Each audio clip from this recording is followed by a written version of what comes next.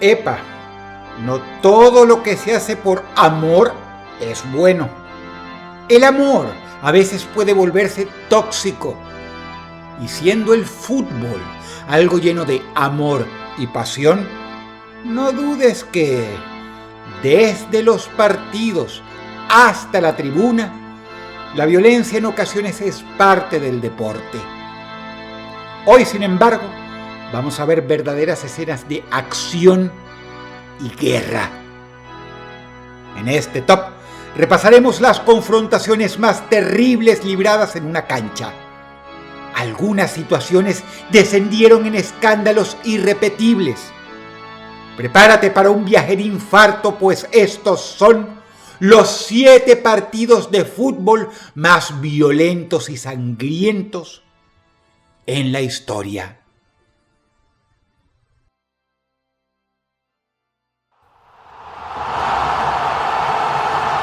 Número 7.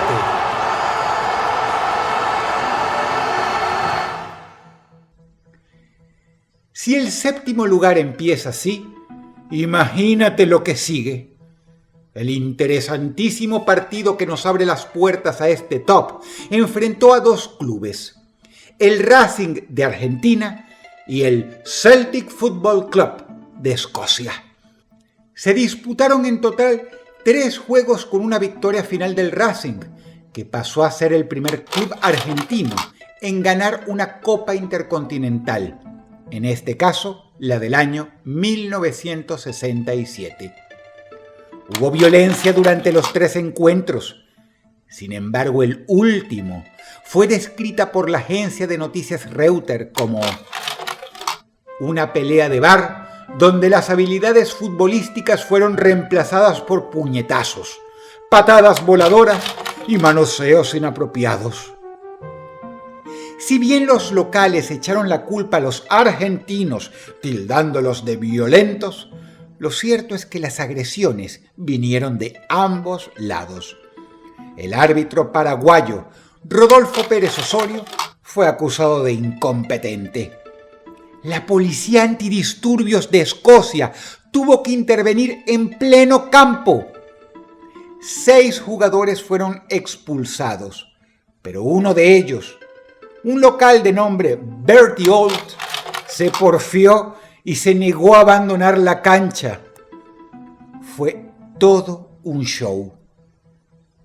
Este episodio pasó a la historia como la Batalla de Montevideo. Número 7.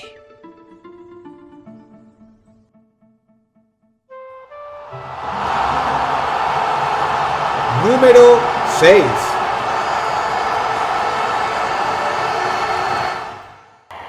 Si bien estas situaciones violentas nos pueden parecer en cierto contexto graciosas, lo cierto es que el 6º lugar toca algo muy perverso: la política entrometida en el fútbol. Cuando eso ocurre, casi nunca es por buenos motivos. No hay muchos videos que lo prueben, pero tampoco dudas. Este fue uno de los encuentros más violentos en la historia del fútbol. Italia venía de ganar el Mundial de 1934. Pasa que en ese Mundial, Inglaterra, por cuestiones políticas de la época, no participó. Acuérdate que andábamos a no mucho de la Segunda Guerra Mundial. Esto creaba un dilema, ya que Inglaterra tenía a una de las mejores y más admiradas selecciones del mundo, lo que hizo que el triunfo italiano se viera opacado, pues todos se preguntaban: ¿son realmente el mejor equipo del mundo? Es por eso que se decidió jugar un amistoso entre Italia e Inglaterra, partido que lamentablemente pasó a la historia como la Batalla de Highbury. Había elementos para una tormenta perfecta. No era solo que 2 superpotencias futbolísticas se enfrentaban en un partido aún más importante que la final de la Copa del Mundo, sino que Mussolini, el padre del fascismo, era líder de Italia en aquel momento y, para él, tipo al que todos tenían terror, una derrota no era aceptable. El dictador mandó un mensaje a los jugadores italianos. Si ganaban, recibirían un equivalente a $6.000 de hoy, lo que en aquel entonces era toda una fortuna. Recibirían además un auto Alfa Romeo y, lo más importante y codiciado, una excepción del servicio militar. Eso último se dice fácil, pero dado los tiempos que corrían, una excepción del servicio militar significaría muy pronto la diferencia entre la vida y la muerte. Y todo italiano lo presentía. Bajo esta premisa, los jugadores de la Azzurra salieron a matar, dándose así uno de los partidos más violentos y patéticos en la historia del fútbol. Al final, delante de 56.000 personas en el estadio de Arsenal, Inglaterra venció 2-1 a Italia. Trata de imaginar lo que para ellos debió ser el regreso a su país. Número 6.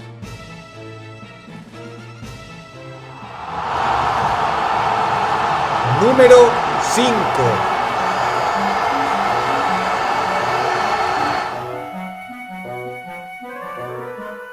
Lo que queda tan alto como el quinto lugar es considerado el segundo partido más violento del siglo XXI. Porque sí, lamentablemente cuando hablamos de este tema, no es nada más para recordar anécdotas de hace mucho tiempo. Tan a la vuelta como el año 2006, se celebró el considerado quinto partido más violento en la historia del fútbol. Cuesta creer que el saldo de tarjetas amarillas y tarjetas rojas de este partido es real, pero te aseguro que sí. No por nada se le conoció como la batalla de Nuremberg. Si bien terminó con la victoria de Portugal al marcar un único gol, el partido no careció de momentos horribles. Jugadores entre ambas selecciones se conocían porque jugaban juntos en el Barcelona, lo cual hacía más triste las peleas y las discusiones entre ellos. La batalla de Nuremberg tuvo un total de 16 tarjetas amarillas y 4 tarjetas rojas. Este encuentro fue un antes y un después histórico, del que incluso documentales se han hecho.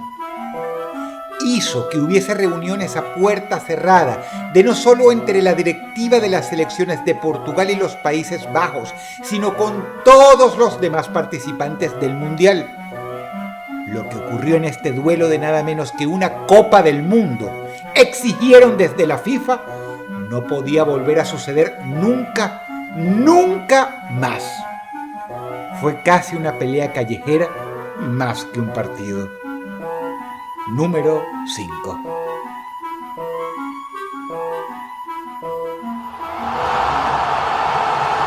Número 4.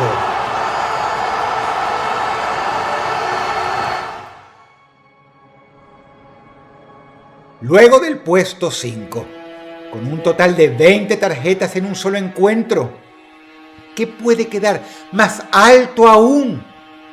Oh, ha habido cosas peores. El cuarto lugar lo obtiene un duelo célebre que pasó a la historia como el partido más brutal en la historia del fútbol inglés.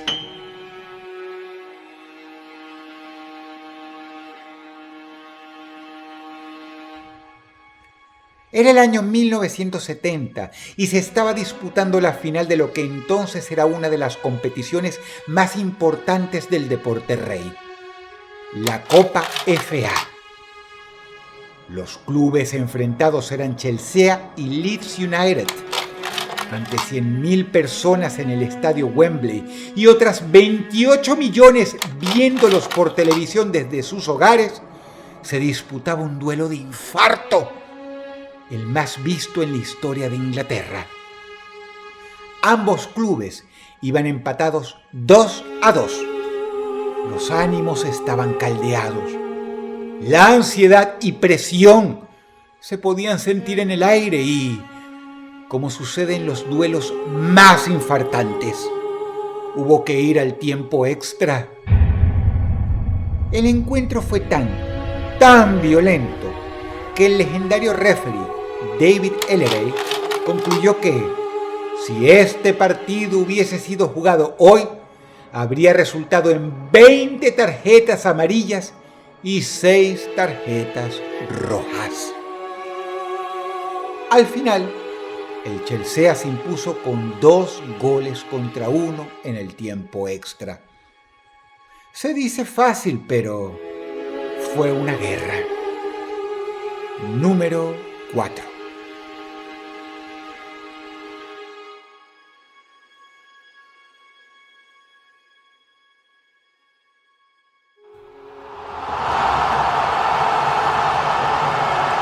Número 3.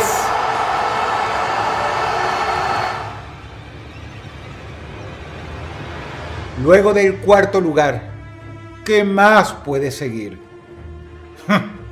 Quédate tranquilo porque el tercer puesto es peor. Este encuentro fue disputado por nada menos que las selecciones nacionales de Chile e Italia en el año 1962 e hizo historia a un nivel que los demás ejemplos vistos hasta ahora no llegan.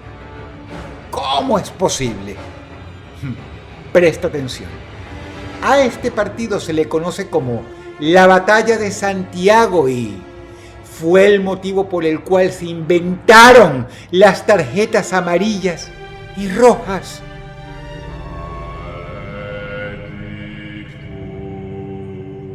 Chile había sido elegida para ser sede de la Copa del Mundo en 1962.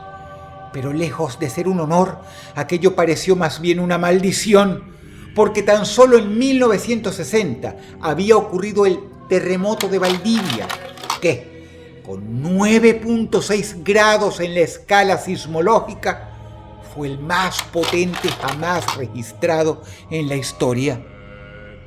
Para colmo, Chile se hallaba en una situación delicada y eso, tomado de la mano con una incorrección política brutal, hicieron que la previa al partido fuese marinada por la prensa italiana con comentarios de mal gusto que hoy serían impensables.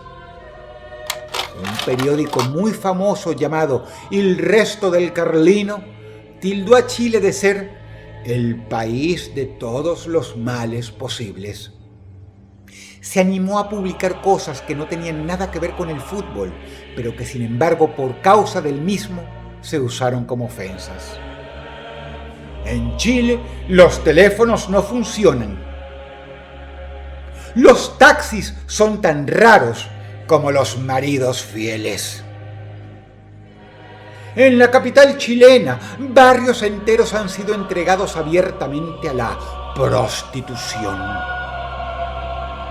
Este país y su gente están orgullosamente miserables y atrasados. Los chilenos se enteraron de esto y lo que prosiguió fue, más que un partido, una guerra. El árbitro, una figura histórica para el fútbol llamada Ken Aston, quedó tan estupefacto que él mismo inventó las tarjetas amarillas y rojas y promovió exitosamente su uso ante la FIFA. Eso es auténtica historia de fútbol.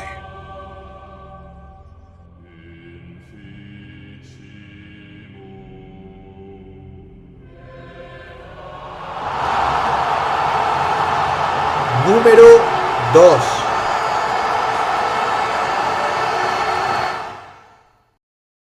¿Recuerdas que en el quinto lugar te hablé del segundo partido más violento del siglo XXI? Bueno, agárrate, porque aquí viene el más violento del siglo XXI y el segundo más violento en la historia del fútbol.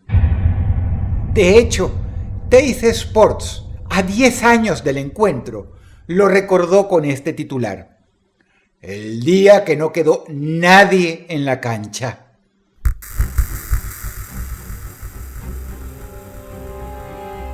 Ocurrió en Argentina.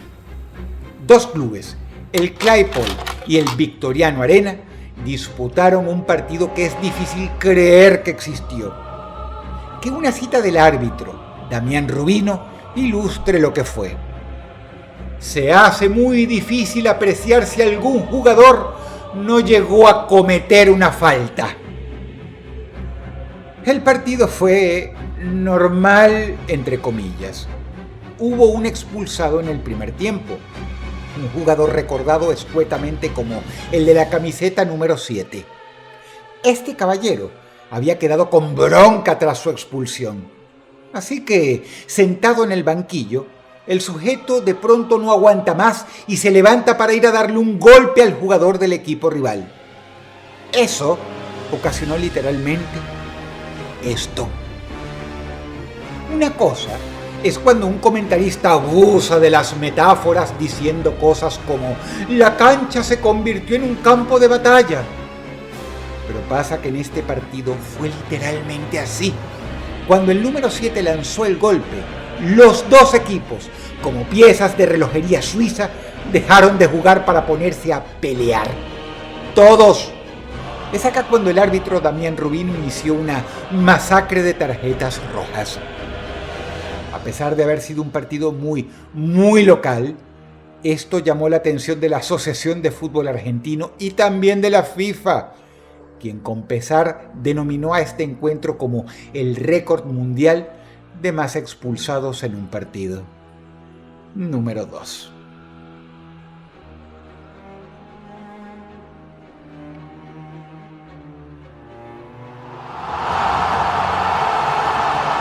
Número 1.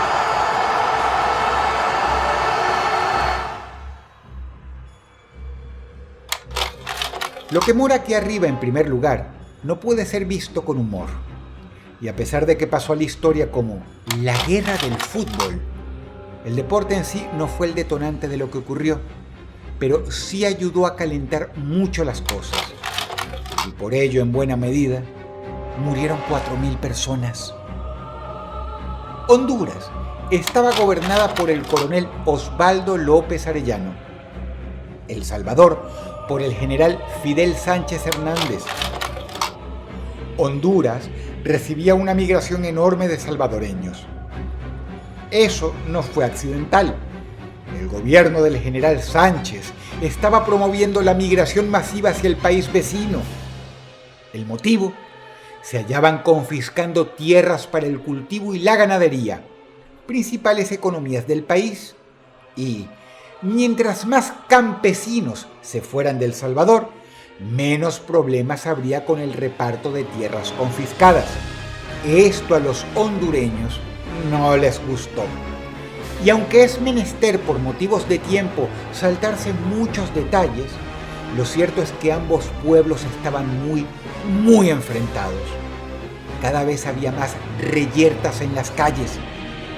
A eso súmale que dio la maldita casualidad de que durante aquellos días Honduras y El Salvador debían competir entre sí por nada menos que la clasificación al Mundial de México en 1970. 3 partidos entre ambas selecciones tuvieron que disputarse. El primero fue ganado por la selección hondureña por 1 gol. El segundo fue ganado por los salvadoreños 3-0. Ya a esas alturas había terribles disturbios en el estadio. Ahora imagínate lo que iba a ser el tercer partido, el de la definición.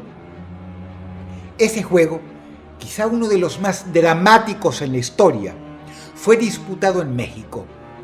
El Salvador venció a Honduras por 3-2, ganando por los pelos la clasificación al Mundial. Aquello originó demasiada indignación. La guerra entre ambos países estalló. Empezó el 14 de julio de 1969 y terminó el 19 de julio de ese mismo año, dejando un saldo de al menos 4.000 muertos. Si bien lo que pasó a la historia como la guerra del fútbol no tuvo al deporte rey como eje central del detonante de la misma, lo cierto es que sí contribuyó a hacerla considerablemente más sangrienta. Pero también hay que decir que el mal no solo ocurrió por fanatismos exacerbados y mucho chauvinismo entre pueblos hermanos, sino porque los acontecimientos históricos se juntaron en una gran y oscura tormenta perfecta.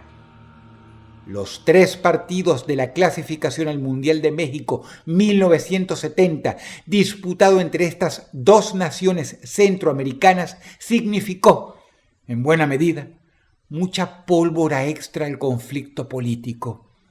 Y para muchas personas, sí, el detonante de nada menos que una guerra. Fue así como ocurrió el episodio más oscuro en la historia del fútbol. Uno que ojalá nunca se repita.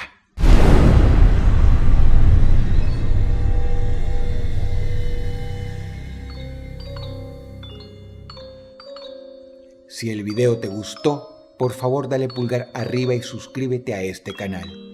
Muchas gracias. La edición de este video ha estado a cargo del talentoso Chris Darker. Por favor, visítalo. Te ha hablado Dross y te deseo buenas noches.